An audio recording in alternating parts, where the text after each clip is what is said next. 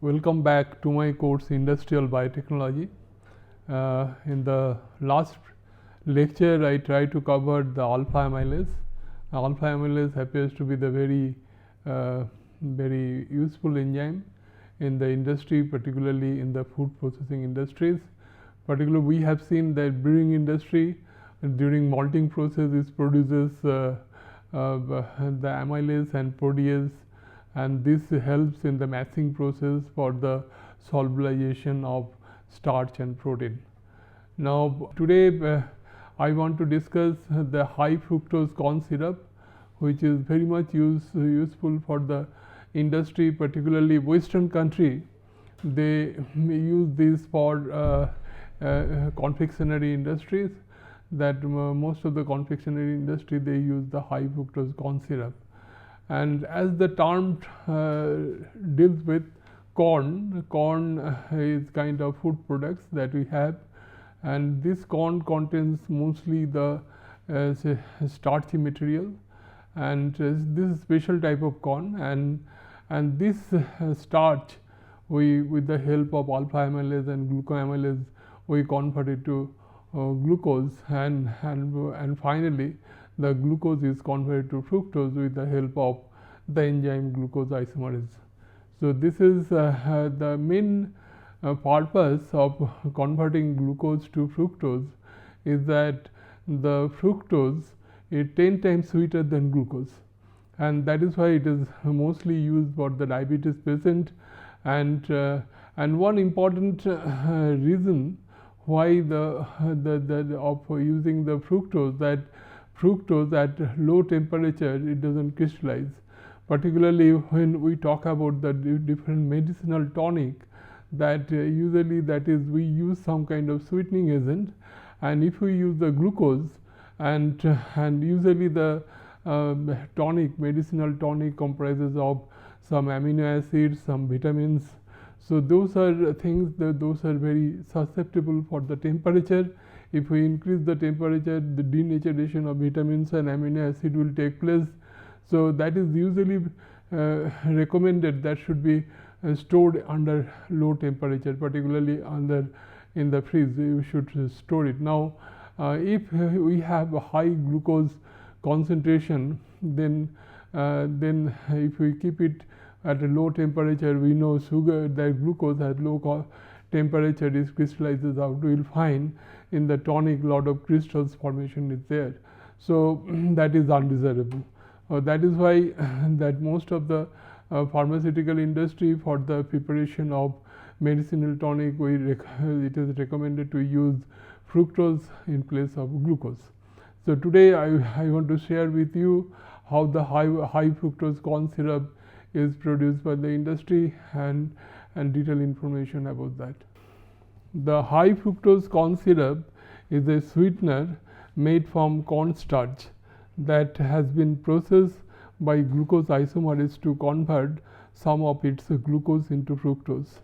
Now also we call it glucose fructose or isoglucose or glucose fructose syrup. As a sweetener, high fructose corn syrup is often compared to granulated sugar, but manufacturing advantage of high fructose corn syrup over sugar include it is easier to handle and most cost effective. High fructose corn syrup is first marketed in the early 1970s by the Clinton Corn Processing Company together with Japan Agency of Industrial Science and Technology, where the enzymes were discovered in the year 1965. The enzymes, as I pointed out, 3 different enzymes take part in this process. One is alpha amylase, and the glucoamylase, and the glucose isomerase enzyme.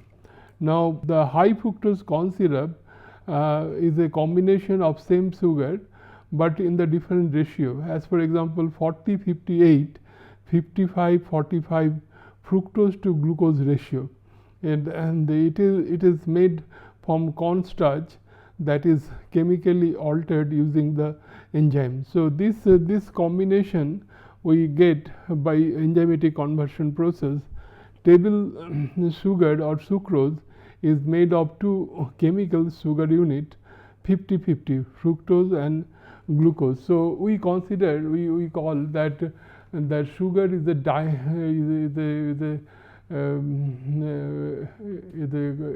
made of two monomer. The one is glucose, and another is fructose.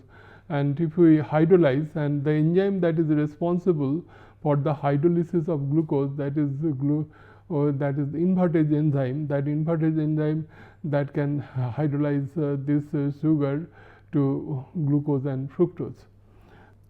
Now, high fructose corn syrup 42, it contains 42% fructose and 53% that is glucose.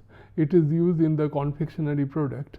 High fructose corn syrup 55, it is made of 55% fructose, and this is 42% glucose. It is also used in the processed food.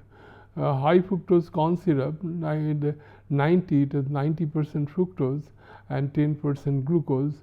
It is blended with high fructose corn syrup 42 and 52. So we can blend it to convert the high fructose corn syrup 42 to high fructose corn syrup 55. Now, if you look at the history of high fructose corn syrup, in the late 1950s, scientist Clinton Corn Processing Company, as I mentioned before, in Iowa, USA, tried to turn glucose from corn starch into fructose, but the process was not scalable.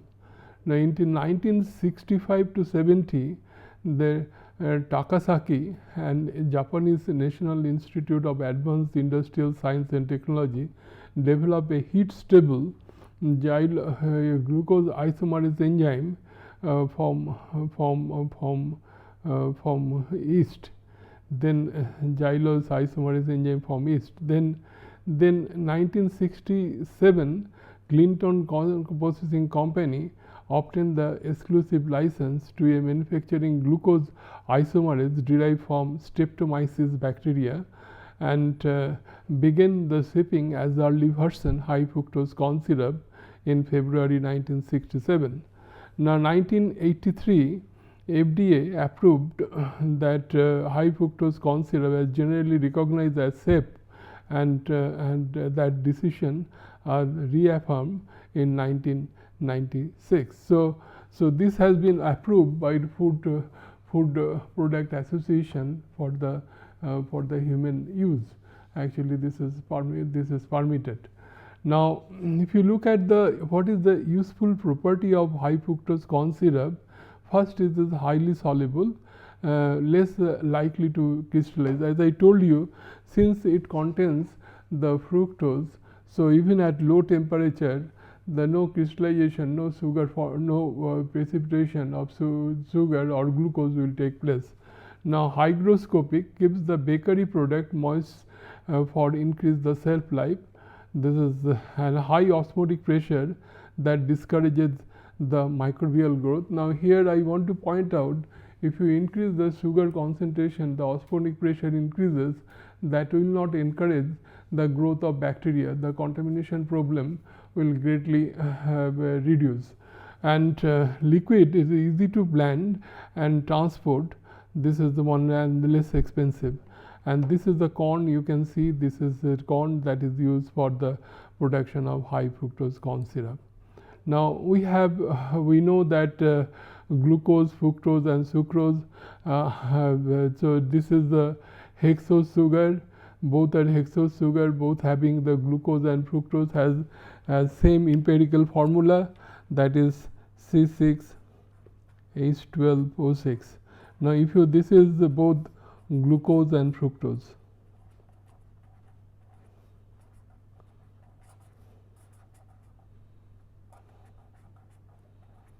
But if you look at sugar, it will be something different. 12H22O5 O11. Actually, this is sugar. Now, sugar I told you when hydrolysis reaction always one molecule of water is required, it produces 2 moles of 12O6. Now it comprises of both glucose, this is the glucose and fructose unit. Now if you look at the glucose, they have aldehyde group, and in case of fructose they have the ketone group, and when they combine it looks like this. This is the sucrose molecule, and this is what I told, this is 10 times sweeter as compared to glucose. Now cornstarch made from inert germ layer or outer husks of the corn or maize is the key ingredients for corn syrup. The natural enzyme alpha amylase is first added to the mixture to break down the oligosaccharides. I think in the last lecture I tried to point out how the alpha amylase act on starch molecule, and I told you it randomly attack what is the starch molecule? Starch is the polymer of glucose. Now it can be available in 2 different forms, either amylose and amylopectin. Amylose is a straight chain, I told you yesterday, and amylopectin, they have both straight as well as the branch chain.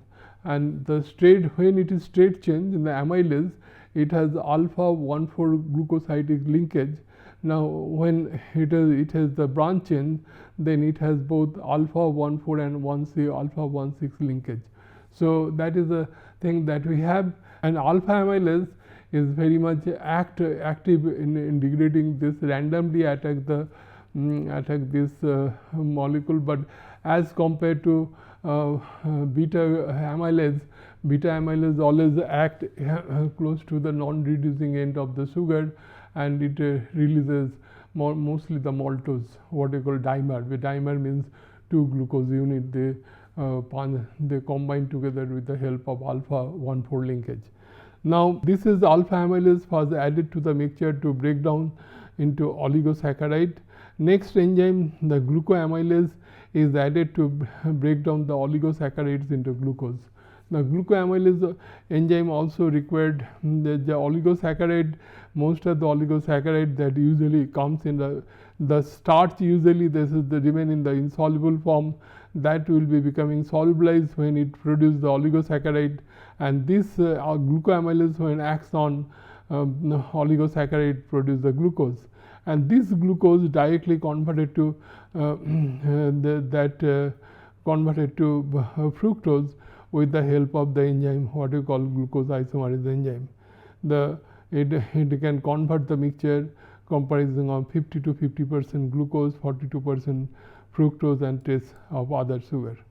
Now if you look at how industrially we produce this high fructose corn syrup is very important.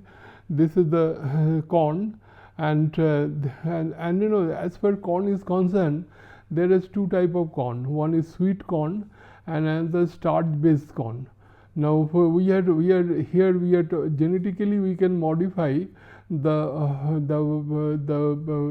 corn starch, and we can get more starch content rather than the soluble sugar content. So this is the starchy molecules that we have, and this milled cornstarch slurry we first treated with alpha amylase, then we get the dextrin slurry where we have oligosaccharide, and then it is treated with amyloglucosidase enzyme, and then it produces the sugar, this glucose molecule, what we call saccharide syrup, and then we filtered or deionized or clarified.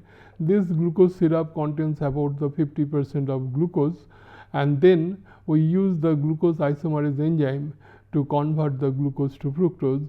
We get high fructose corn syrup, 90%, 42%, or 52 or 40%.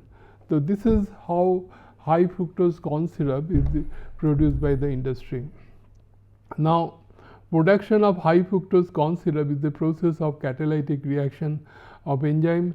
I don't like to spend more time on it. Now another block flow diagram is given here to have the clear cut concept on this process. The cornstarch consisting of amylose and amylopectin. I told you the starch always available in 2 different forms.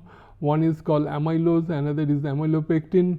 Now when we hit the chemicals that in presence of alpha and beta amylase, we know the alpha amylase, they are active at 460 degrees centigrade, and they require calcium ion that increase the thermostability of the enzyme to a great extent.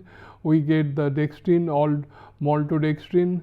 Then we add the glucoamylase enzyme to get the glucose syrup, and then we add the glucose isomerase. This column immobilization, I told you, then when we get that the glucose isomerase enzyme, we can immobilize it on a particular column.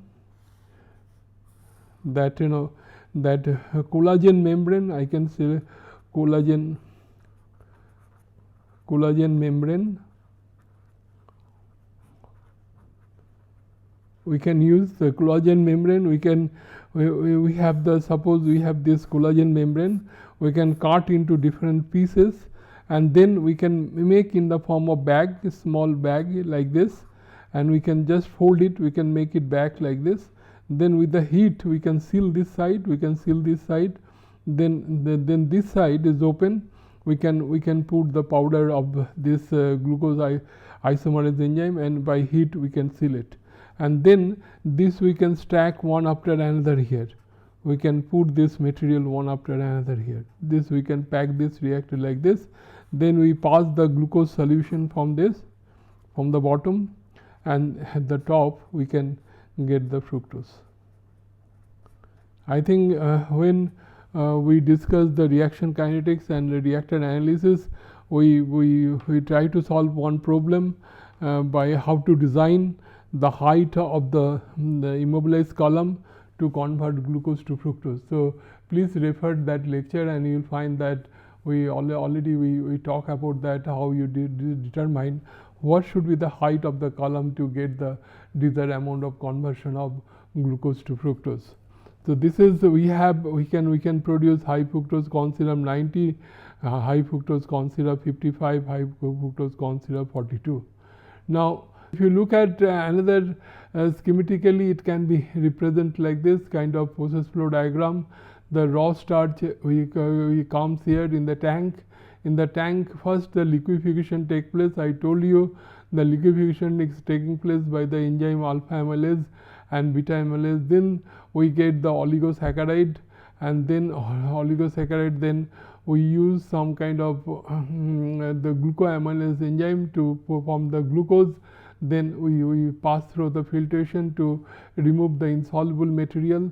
Then we add some kind of carbon refining. We know the activated charcoal that remove the color, that used as a bleaching agent.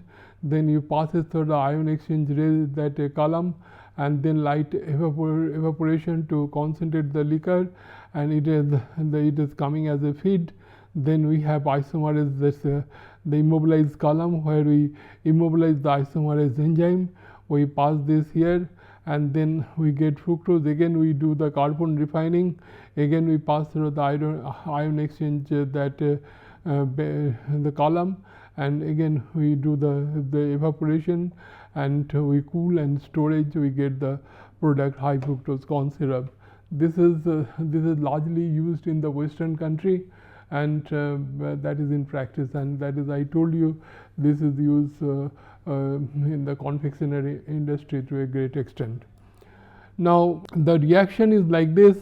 The glucose that converted, I told you the glucose is containing one aldehyde group, and fructose contains one ketose. This is called aldose, this is called ketose.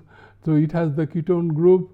So this is with the help of glucose isomerase enzyme, glucose is converted to fructose. So here it is 70% as sweet, 75% as sweet as sucrose, but 160% as sweet as sucrose. This is how they are differ from each other. Now why do the food manufacturer use it? That is the question that we have in our mind. The first reason is that it is the cheaper raw materials, because corn, because if you look at the Western country, they have a lot that every year they have lot of excess amount of corn production that they have. So it is since they have the high amount of corn production, so it is a cheaper raw materials. So since it is cheaper, so the cost of the high fructose corn syrup also will be cheaper, because any kind of product cost, I told you, it also depends on the cost of the raw materials. Now cheaper than sugar, as I pointed out, lower manufacturing cost, easy to transport, because it is liquid. We can easily we can transport. Even if we want to transport by pipeline, that also can be done, because I told you even at low temperature there is no crystallization take place. The fructose never crystallizes at the low temperature. This is the added advantage that we have with the fructose. And flavor enhancement for both sweet and spice flavors, the baked goods, then fruit fillings, tomato product, canned fruits and beverage. They use as additives here, both as a sweetener. They use in the baked goods. We have in the day-to-day life we use lot of baked goods. Then fruit fillings and tomato products.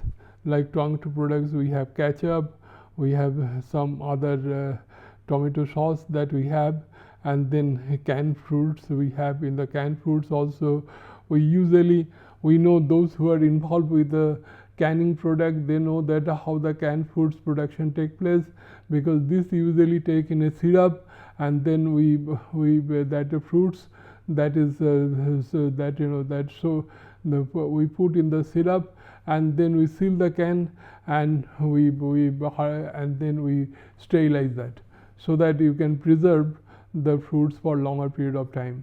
Because why we keep the syrup? Because with syrup, the reason is that sweetener to maintain the taste of the fruit products. So fruits are usually sweet in taste. That is why we use the syrup. Then enhances the moisture control, retard the spoilage, enhance the texture and extent of product freshness of baked goods, granola, breakfast and cereal bar. Because it is different cases, different fruit products largely used this high fructose corn syrup. Now, why do the food manufacturer use it? Because as I pointed out, one important factor is that it doesn't crystallize. Because I told you, if you use the glucose at low temperature, the solidification of glucose will take place.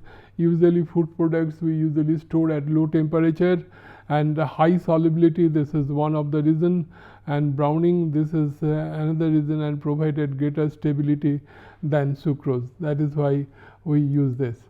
Then which product use high fructose corn syrup? This is, we have baked goods, yogurt, we have spaghetti sauce, we have ketchup, condiment, salad dressing, beverages, granola, breakfast, cereal bar, canned and frozen fruits, and frozen beverage concentrate. So there are different fruit products we use. This high fructose corn syrup is largely used by the industry and Western country.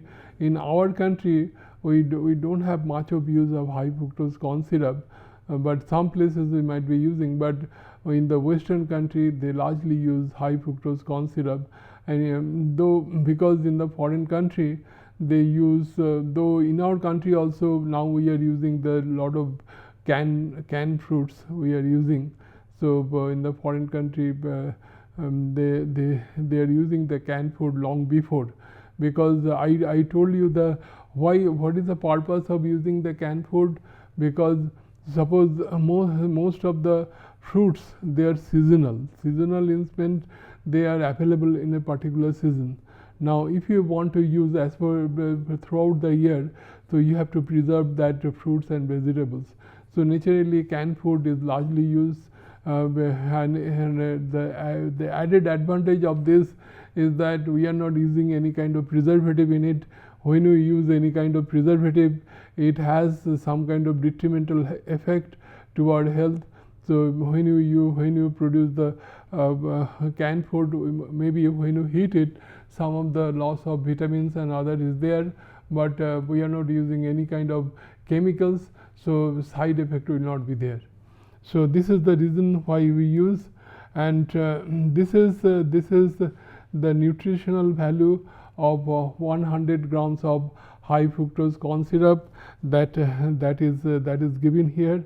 You see that the energy content is about 1176 kilojoule, and this carbohydrate is 76 gram that we have dietary fiber and fat contents, and protein contents is not there, because mostly in the high fructose corn syrup we convert the starch present in the corn, that we convert it into the fructose.